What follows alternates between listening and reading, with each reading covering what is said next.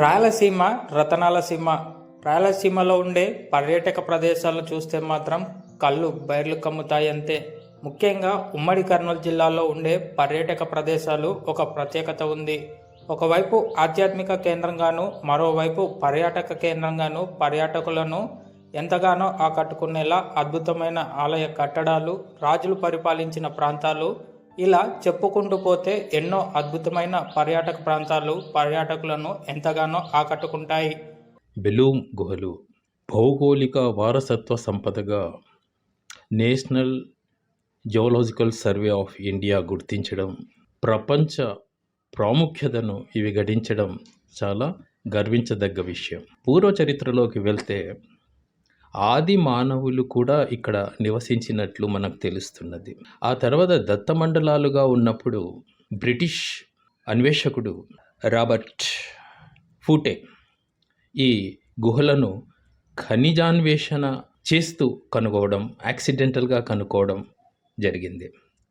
ఆ తర్వాత 1980లో జర్మనీ దేశస్థుడు బెలూమ్ గుహల పటాన్ని 101.5 మైళ్ళు లోపల అన్వేషించి ఎన్ని గుహలు, దాదాపు 70 గుహలు ఉన్నట్లు, దాని వైశాల్యం 1.5 కిలోమీటర్స్ ఉన్నట్లు ఒక మ్యాప్ని అందించడం జరిగింది.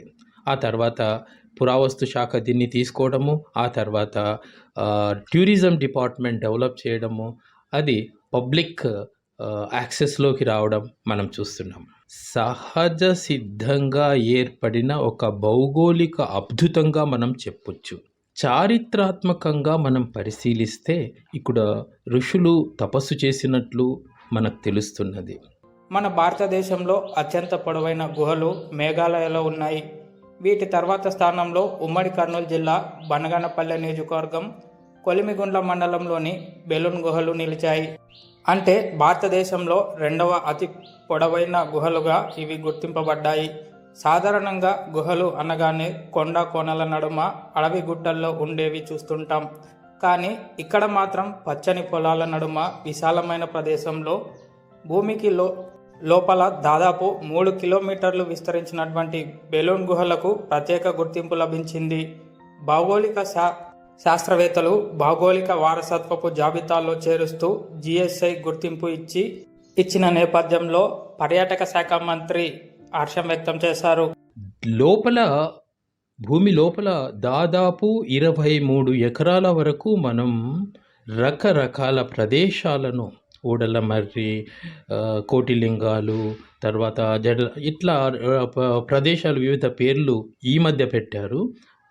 ధ్యాన మందిరం కూడా, అంటే ఒకప్పుడు ఋషులు ధ్యానం చేసిన మందిరం కూడా అలాంటి ప్రదేశాలని మనం చూడొచ్చు. ఇప్పుడు ఇది 23 ఎకరాలు వ్యాప్తి వరకు మనం చూడగలుగుతున్నాము. 1.5 కిలోమీటర్ల వరకు ఈ గుహల పొడవు, అంటే ఏషియాలోనే అత్యంత పొడవైన మొదటి స్థానంలో ఉన్న గుహలుగా వీటిని చూస్తున్నాం. ప్రపంచంలో 2వ స్థానంలో ఉంది. అంటే భూమి లోపల నుంచి భూమి బయటికి వచ్చే నీటి బుగ్గలు మహానందిలో, కాలువ బుగ్గలో చూస్తాం. అంటే అంతర్వాహినిగా ఉన్న నది ఏదో ఒక చోట బయటికి రావడం అనేది జరుగుతుంది. ఇది జియోలజిస్టులు పరిశోధించి కనుక్కోవలసిన అవసరం ఉంది. అభివృద్ధి చేసేటప్పుడు అనేక బౌద్ధ మతానికి సంబంధించిన ఆధారాలు దొరికాయి. వాటన్నిటినీ కూడా అనంతపూర్ మ్యూజియానికి తరలించడం జరిగింది.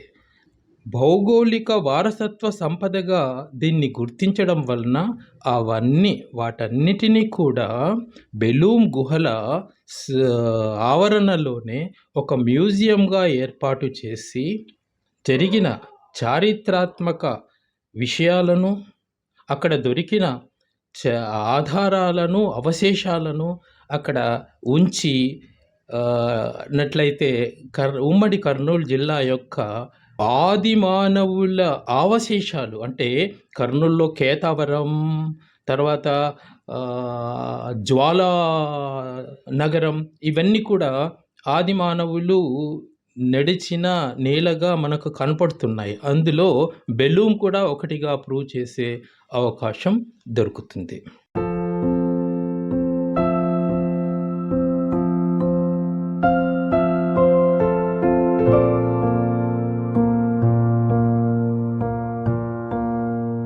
ధన్యవాదాలు.